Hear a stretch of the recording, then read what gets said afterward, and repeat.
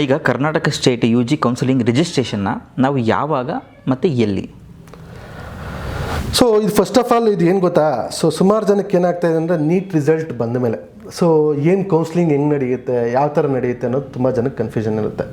ಅದಕ್ಕೆ ಏನು ಮಾಡ್ತಾರೆ, ಸುಮಾರು ಜನ ಯೂಟ್ಯೂಬ್ಗಳಲ್ಲಿ they will go to different YouTube videos, content creators ಇರ್ತಾರೆ, ಅದನ್ನು ನೋಡ್ಲಿಕ್ಕೆ ಹೋಗ್ತಾರೆ. ಬಟ್ ನಾನು ಯೂಟ್ಯೂಬಲ್ಲಿ ವೀಡಿಯೋಸ್ ನೋಡೋದು ತಪ್ಪು ಅಂತ ಹೇಳಲ್ಲ, ಆದರೆ ಅದು ಯಾವ ವರ್ಷ ಅಪ್ಲೋಡ್ ಮಾಡಿದ್ದಾರೆ, ಅದು ಈ ಪರ್ಟಿಕ್ಯುಲರ್ ಅಕಾಡೆಮಿಕ್ ಇಯರ್ಗೆ ಅಪ್ಲೋಡ್ ಮಾಡಿದಾರ, ಎಷ್ಟೋ ಜನ ಪೇರೆಂಟ್ಸ್ಗಳಿಗೆ ಇದು ಅವೇರ್ನೆಸ್ ಇರಲ್ಲ.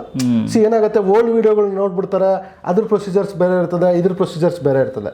ಸೊ ನಾವು ಮಾಡಬೇಕಾದ್ರೆ ಏನು ಗೊತ್ತಾ, ಯಾವ ವರ್ಷ ಅದನ್ನು ಅಪ್ಲೋಡ್ ಮಾಡಿದ್ದಾರೆ, ಅದು ಅಪ್ಡೇಟೆಡ್ಡಾ ಅಥವಾ ಔಟ್ಡೇಟೆಡ್ ವಿಡಿಯೋ ಅನ್ನೋದನ್ನು ಫಸ್ಟ್ ನಾಲೆಜ್ ತೊಗೋಬೇಕಾಗತ್ತೆ. ಆ್ಯಂಡ್ ಸುಮಾರು ಜನಕ್ಕೆ ಏನಾಗುತ್ತೆ, ಈಗ ಮಾಹಿತಿ ತಿಳ್ಕೊಬೇಕಂದ್ರೆ ಯಾವುದು ಅಫಿಷಿಯಲ್ ವೆಬ್ಸೈಟ್ ಅನ್ನೋದೇ ಗೊತ್ತಿರಲ್ಲ. ಯಾಕೆಂದರೆ ಯಾವುದೇ ಒಬ್ಬ ಕಂಟೆಂಟ್ ಕ್ರಿಯೇಟರ್, ಇನ್ಕ್ಲೂಡಿಂಗ್ ನಾನು ಸಮೇತ ಹೇಳ್ತಾ ಇದ್ದೀನಿ, ಯಾವುದೇ ಒಬ್ಬ ಸ್ಟೂಡೆಂಟ್ಗೆ ಗೈಡ್ ಮಾಡಬೇಕು ಅಂದರೆ ನಾವು ಅಫಿಷಿಯಲ್ ವೆಬ್ಸೈಟ್ಗಳಲ್ಲಿ ಬಿಡುವಂಥ ಪರ್ಟಿಕ್ಯುಲರ್ ಡಾಕ್ಯುಮೆಂಟ್ನ ರಿಲೀಸ್ ಆದಮೇಲೆ ಅದನ್ನು ಓದಿ ಅರ್ಥ ಮಾಡಿಕೊಂಡು ಎಲ್ರಿಗೂ ಅರ್ಥ ಆಗೋ ವಿಧಾನದಲ್ಲಿ ನಾವು ಕಂಟೆಂಟ್ನ ಕ್ರಿಯೇಟ್ ಮಾಡ್ತೀವಿ ಅಥವಾ ಅದನ್ನು ಹೇಳುವಂಥ ವ್ಯವಸ್ಥೆ ನಮ್ಮಲ್ಲಿದೆ. ಬಿಟ್ಟರೆ ನಾವು ಈ ಕಾಂಪಿಟೇಟಿವ್ ಎಕ್ಸಾಮ್ನಲ್ಲಿ ಯಾವುದೇ ಒಬ್ಬ ಕಂಟೆಂಟ್ ಕ್ರಿಯೇಟರು ಓನಾಗಿ ಹೇಳಲಿಕ್ಕೆ ಅವಕಾಶ ಇರಲ್ಲ. ಆ ಥರ ಹೇಳಿದ್ರು ಕೂಡ ಅದು ಮಿಸ್ಟೇಕ್ಸ್ ಆಗುತ್ತೆ. ಹಾಗಾಗಿ ನಾವು ಹೇಳೋದು ಅಂತಂದರೆ, so first they need to follow the official websites.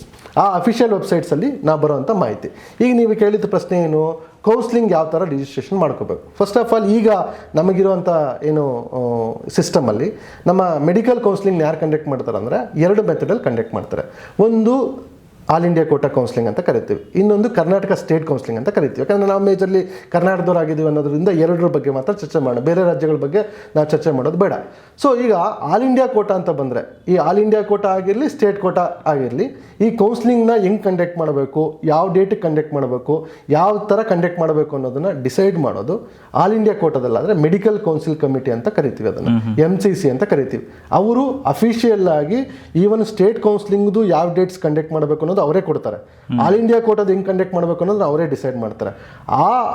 ಅವ್ರು ಏನು ಡೇಟ್ಸ್ ಕೊಡ್ತಾರಲ್ಲ ಆ ಡೇಟ್ಸ್ನ ಇಟ್ಕೊಂಡು ಪರ್ಟಿಕ್ಯುಲರ್ ಸ್ಟೇಟಲ್ಲಿ ಒಂದು ಅಥಾರಿಟಿ ಇರ್ತದೆ, ಏನು ಆ ರಾಜ್ಯದ ಮೆಡಿಕಲ್ ಸೀಟ್ನ ಸ್ಟೇಟ್ ಕೌನ್ಸಿಲಿಂಗಲ್ಲಿ ಕಂಡಕ್ಟ್ ಮಾಡೋದಕ್ಕೆ ಸಪ್ರೇಟ್ ಅಥಾರಿಟೀಸ್ ಇರ್ತವೆ. ನಮ್ಮ ಕರ್ನಾಟಕದಲ್ಲಿ ಯಾರಪ್ಪ ಅದನ್ನು ಕಂಡಕ್ಟ್ ಮಾಡ್ತಾರೆ ಅಂದರೆ ನಮ್ಮ ಕರ್ನಾಟಕ ಎಕ್ಸಾಮಿನೇಷನ್ ಅಥಾರಿಟಿ ಅವ್ರು ಕಂಡಕ್ಟ್ ಮಾಡ್ತಾರೆ. ಕರ್ನಾಟಕ ಪರೀಕ್ಷಾ ಪ್ರಾಧಿಕಾರ ನಮ್ಮ ಮಲ್ಲೇಶ್ವರಮಲ್ಲಿ 18th ಕ್ರಾಸಲ್ಲಿ ಅದು ಮೇಜರ್ ಆಗಿ ಕಾಂಪಿಟೇಟಿವ್ ಎಕ್ಸಾಮ್ ಕಂಡಕ್ಟ್ ಮಾಡೋದಕ್ಕೆ ಆ ಪ್ರಾಧಿಕಾರ ಇದೆ. ಅವರು ಆ ನೀಟ್ UG ಕೌನ್ಸಿಲಿಂಗ್ನ ಕಂಡಕ್ಟ್ ಮಾಡ್ತಾರೆ. ಸೊ ಇಲ್ಲಿ ನೀವು ಕರ್ನಾಟಕದ ಸ್ಟೇಟ್ ಕೌನ್ಸಿಲಿಂಗ್ ಮಾತ್ರ ಅಟೆಂಡ್ ಮಾಡೋಕ್ಕೆ ನಿಮ್ಗೆ ಇಂಟ್ರೆಸ್ಟ್ ಇತ್ತು ಅನ್ಕೊಳ್ಳಿ, ನೀವು ನಮ್ಮ KEA ವೆಬ್ಸೈಟಲ್ಲಿ ನಿಮ್ಮ ನೀಟ್ ರಿಸಲ್ಟ್ಸ್ ಬಂದಮೇಲೆ ನಿಮ್ಗೆ ಅಲ್ಲಿ ರಿಜಿಸ್ಟ್ರೇಷನ್ ಬಿಡ್ತಾರೆ. ಸೊ ಈಗ ನೀವು ಅದಕ್ಕೆ CET ಅಪ್ಲಿಕೇಶನ್ ಹಾಕ್ಕೊಳ್ಳೇಬೇಕು ಅಂತ ಕಂಡೀಷನ್ ಕೂಡ ಇಟ್ಟಿದ್ದಾರೆ. ಸೊ ಕಂಪಲ್ಸರಿ ಕರ್ನಾಟಕದ ಸ್ಟೇಟ್ ಕೌನ್ಸಿಲಿಂಗ್ಗೆ ಅಟೆಂಡ್ ಮಾಡುವಂಥ ಮಕ್ಕಳು ಕಂಪಲ್ಸರಿ CET ಅಪ್ಲಿಕೇಶನ್ ಹಾಕ್ಕೊಳ್ಳೇಬೇಕು. ಹೌದು, CET ಬರೆಯೋದು ಬಿಡೋದು ಸೆಕೆಂಡ್ರಿ, ಆದರೆ ನೀವು ಕೌನ್ಸಿಲಿಂಗ್ ಅಟೆಂಡ್ ಮಾಡಬೇಕು ಅಂದರೆ CET ಅಪ್ಲಿಕೇಶನ್ ಮಸ್ಟ್ ಹಾಕಲೇಬೇಕು. That is one condition. ಆದರೆ ಈ ಸ್ಟೇಟ್ ಕೌನ್ಸಿಲಿಂಗ್ ನೀವು ಅಟೆಂಡ್ ಮಾಡಬೇಕಂದ್ರೆ ಏನು ಮಾಡ್ತಾರೆ ಅಂದರೆ, KEA ಕಡೆಯಿಂದ ನೀಟ್ ರಿಸಲ್ಟ್ ಬಂದ ಮೇಲೆ ನಿಮಗೆ CET ಅಪ್ಲಿಕೇಶನ್ ಏನು ಹಾಕ್ಕೊಂಡಿರ್ತೀರಲ್ಲ ಆ ಅಪ್ಲಿಕೇಶನ್ಗೆ ನಿಮ್ಮ ನೀಟ್ ರೋಲ್ ನಂಬರ್ ಲಿಂಕ್ ಮಾಡಲಿಕ್ಕೆ ಹೇಳ್ತಾರೆ. ನಿಮ್ಮ ನೀಟ್ ರೋಲ್ ನಂಬರ್ ಲಿಂಕ್ ಮಾಡೋಕ್ಕೆ ಹೇಳಿದಾಗ ಏನು ಮಾಡಬೇಕು, ಆ ಸ್ಟೂಡೆಂಟು ಆ ಲಿಂಕ್ ಮೇಲೆ ಕ್ಲಿಕ್ ಮಾಡಿ ಆ ನೀಟ್ ರೋಲ್ ನಂಬರ್ನ ಅಟ್ಯಾಚ್ ಮಾಡಿದ್ರೆ ಆ KEA ಅವ್ರು ಏನು ಮಾಡಿರ್ತಾರೆ ಅಂದರೆ, ಈ NTA ಏನು ಇರ್ತಾರಲ್ವ ರಿಸಲ್ಟ್ ಬಂದ ಮೇಲೆ ಕರ್ನಾಟಕದಲ್ಲಿ ಎಷ್ಟು ಜನ ಸ್ಟೂಡೆಂಟ್ಸ್ ಕ್ವಾಲಿಫೈ ಆಗಿದ್ದಾರೆ ಅವ್ರದ್ದು ಡೇಟಾಬೇಸು, ಅವ್ರ ರೋಲ್ ನಂಬರು ಎಲ್ಲ ಒಂದು ಡೇಟಾಬೇಸ್ ಮೇಂಟೈನ್ ಮಾಡಿ ಇವ್ರು ನೀಟ್ ರೋಲ್ ನಂಬರ್ ಲಿಂಕ್ ಮಾಡಿದ ತಕ್ಷಣ ಬೈ ಡಿಫಾಲ್ಟ್ ಎಕ್ಸಿಸ್ಟಿಂಗ್ CET ಅಪ್ಲಿಕೇಶನ್ಗೆ ಅವರ ಮಾರ್ಕ್ಸು, ರೋಲ್ ನಂಬರು ಎಲ್ಲ ಮ್ಯಾಚ್ ಆಗಿ ಎಕ್ಸಿಸ್ಟಿಂಗ್ ಅಪ್ಲಿಕೇಶನ್ಗೆ ಯಾವಾಗ ಲಿಂಕ್ ಆಗುತ್ತೆ, ಆ CET ಅಪ್ಲಿಕೇಶನಲ್ಲಿ ನೀವು ಏನೇನು ರಿಸರ್ವೇಷನ್ಸ್ ಕ್ಲೈಮ್ ಮಾಡ್ಕೊಂಡಿರ್ತೀರಾ ಅಥವಾ ನಿಮ್ಮದು ಡೀಟೇಲ್ಸ್ ಕ್ಲೈಮ್ ಮಾಡ್ಕೊಂಡಿರ್ತೀರಾ ಆ CET ಅಪ್ಲಿಕೇಶನ್ ಬೇಸಿಸ್ ಮೇಲೇ ನಿಮಗೆ ನೀಟ್ ಸ್ಟೇಟ್ ಕೌನ್ಸಿಲಿಂಗಲ್ಲಿ ಕರ್ನಾಟಕದ ಸೀಟ್ಗಳನ್ನ ಹಂಚಿಕೆ ಮಾಡ್ತಾ ಹೋಗ್ತಾರೆ. ಅದಕ್ಕೆ CET ಅಪ್ಲಿಕೇಶನ್ ಮಸ್ಟ್ ಅಂತ ಹೇಳಿರೋದು. ಯಾಕಂದರೆ ಈಗ ನೀವು ನೀಟ್ ಅಪ್ಲಿಕೇಶನ್ನ ಸಪ್ರೇಟಾಗಿ ಇಟ್ಕೊಂಡು ಅದಕ್ಕೆ ಸಪ್ರೇಟಾಗಿ ವೆರಿಫಿಕೇಷನ್ ಮಾಡಿದ್ರೆ ಟೈಮ್ ವೇಸ್ಟ್ ಆಗುತ್ತೆ ಅನ್ನೋದ್ರ ಬದಲು ಈಗ ಯಾವ ಕರ್ನಾಟಕ ಸ್ಟೂಡೆಂಟ್ ಎಲ್ಲ ರಿಸರ್ವೇಷನ್ಸು ಎಲ್ಲ ಇಲ್ಲಿ CET ಅಪ್ಲಿಕೇಶನ್ನ ಕ್ಲೈಮ್ ಮಾಡ್ಕೊಂಡಿರೋದ್ರಿಂದ ಆ ಅಪ್ಲಿಕೇಶನ್ಗೆ ಲಿಂಕ್ ಮಾಡಿದ್ರೆ ಮತ್ತೆ ಸಪ್ರೇಟಾಗಿ ಅವ್ರಿಗೆ ವೆರಿಫಿಕೇಷನ್ ಎಲ್ಲ ಮಾಡೋ ಅವಶ್ಯಕತೆ ಇರಲ್ಲ ಅಂತ ಒಂದು ಮೆಥಡಲ್ಲಿ ಅದೊಂದು ಬೆಸ್ಟ್ ಮೆಥಡನ್ನು ಇಂಟ್ರೊಡ್ಯೂಸ್ ಮಾಡ್ಕೊಂಡಿದ್ದಾರೆ. ಅದ್ರ ಪ್ರಕಾರ ಅದನ್ನು ಕೌನ್ಸಿಲಿಂಗ್ ರಿಜಿಸ್ಟರ್ ಮಾಡ್ಕೋಬೋದು. ಇದು ಕರ್ನಾಟಕದ ಸ್ಟೇಟ್ ಕೌನ್ಸಿಲಿಂಗ್. ನೀವು ಆಲ್ ಇಂಡಿಯಾ ಕೋಟಾಗೆ ಹೋಗಬೇಕು ಅಂದರೆ ಅದು ಸಿಂಪಲ್, ಮೆಡಿಕಲ್ ಕೌನ್ಸಿಲ್ ಕಮಿಟಿ ಅನ್ನೋರು ಒಂದು ಡೇಟ್ ಕೊಟ್ಟುಬಿಡ್ತಾರೆ. ಅವರು ಪರ್ಟಿಕ್ಯುಲರ್ ಆಗಿ ಯಾವ ರಾಜ್ಯಗಳವರು ಯಾವ ಡೇಟಿಗೆ ಕೌನ್ಸಿಲಿಂಗ್ ಕಂಡಕ್ಟ್ ಮಾಡಬೇಕು, ನಾವು ಯಾವಾಗ ಕಂಡಕ್ಟ್ ಮಾಡ್ತೀವಿ ಅಂತ ಕೊಡ್ತಾರೆ. ಆದರೆ ಫಸ್ಟ್ ತಿಳ್ಕೊಳ್ಳಿ, ನೀಟಲ್ಲಿ ಫಸ್ಟ್ ಕೌನ್ಸಿಲಿಂಗ್ ಕಂಡಕ್ಟ್ ಮಾಡೋದು ನೀಟ್ MCC ಅವರೇ ಕಂಡಕ್ಟ್ ಮಾಡ್ತಾರೆ. ಅದು all India Kota. All India Kota first round ಮುಗಿದ ಮೇಲೆ ಆ ಪರ್ಟಿಕ್ಯುಲರ್ ಸ್ಟೇಟ್ಗಳಲ್ಲಿ ಫಸ್ಟ್ ರೌಂಡ್ನ ಸ್ಟಾರ್ಟ್ ಮಾಡ್ಕೋಬೇಕು. ಇದ್ರದ್ದು ಫಸ್ಟ್ ರೌಂಡ್ ಮುಗಿದ್ಮೇಲೆ ಇವ್ರು ಸೆಕೆಂಡ್ ರೌಂಡ್ ಮಾಡ್ತಾರೆ. ಇವ್ರದ್ದು MCC ಅವ್ರು ಸೆಕೆಂಡ್ ರೌಂಡ್ ಮುಗಿದ ಮೇಲೆ ನೀವು ಸ್ಟೇಟಲ್ಲಿ ಸೆಕೆಂಡ್ ರೌಂಡ್ ಮುಳ್ಕೋಬೇಕು.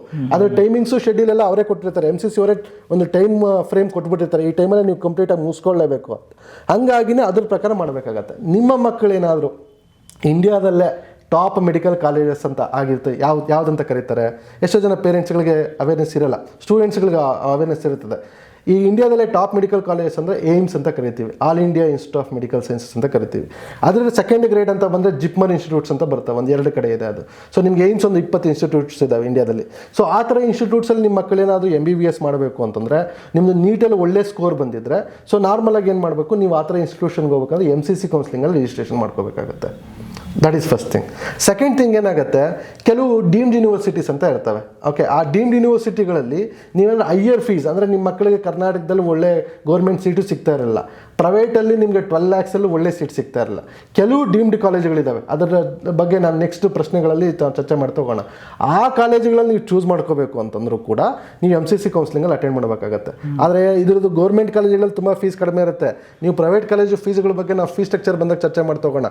ಅಲ್ಲಿ ಚರ್ಚೆ ಮಾಡಿದಾಗ ಈ ಫೀಸ್ ಕೇಳ್ಬಿಟ್ರೆ ಆಮೇಲೆ ನೀಟ್ UGಯಲ್ಲಿ MCC ಕೌನ್ಸಿಲಿಂಗಲ್ಲಿ ಪ್ರೈವೇಟ್ ಕಾಲೇಜ್ ಹಾಕೊಳ್ಳೋದೇ ಬೇಡ ಅನ್ನೋ ಥರ ಮೈಂಡ್ ಸೆಟ್ಟಲ್ಲೂ ಇರ್ತಾರೆ ಪೇರೆಂಟ್ಸ್. ಅದನ್ನು ನೀಟ್ ನಿಮಗೆ ಫೀಸ್ ಸ್ಟ್ರಕ್ಚರ್ ಬಂದಾಗ ನಾನು ಚರ್ಚೆ ಮಾಡ್ತಾ ಹೋಗ್ತೀನಿ. ಸೊ ಇದು ನಿಮ್ಮ ನೀಟ್ UG ಸ್ಟೇಟ್ ಕೌನ್ಸಿಲಿಂಗು ಮತ್ತು NEET UG all India quota counselling ಅಂತ ಕರಿತೀವಿ. ಸಿಂಪಲ್, ನೀಟ್ UG ಏನೋ all India quota counselling MCC ಅವ್ರು ಕಂಡಕ್ಟ್ ಮಾಡ್ತಾರೆ, ಸ್ಟೇಟ್ ಕೌನ್ಸಿಲಿಂಗ್ನ KA ಅವ್ರು ಕಂಡಕ್ಟ್ ಮಾಡ್ತಾರೆ. ಅದ್ರ ರಿಜಿಸ್ಟ್ರೇಷನ್ ಸಪ್ರೇಟ್ ಇರುತ್ತೆ, ಇದ್ರ ರಿಜಿಸ್ಟ್ರೇಷನ್ ಸಪ್ರೇಟ್ ಇರುತ್ತೆ. ಆ್ಯಂಡ್ ಸಿಂಪಲ್ ಕಾನ್ಸೆಪ್ಟು, ಎರಡರಲ್ಲೂ ನೀವು ಸೀಟ್ ತೊಗೋಬೋದು. ಆದರೆ ಒಂದರಲ್ಲಿ ನೀವು ಅಡ್ಮಿಷನ್ ಆದಮೇಲೆ ಇನ್ನೊಂದರಲ್ಲಿ ಬೈ ಡಿಫಾಲ್ಟಲ್ಲಿ ನಿಮ್ಮನ್ನ ಏನು ಮಾಡ್ತಾರೆ, ಕೌನ್ಸಿಲಿಂಗಿಂದ ಹೊರಗಡೆ ಹಾಕ್ತಾರೆ.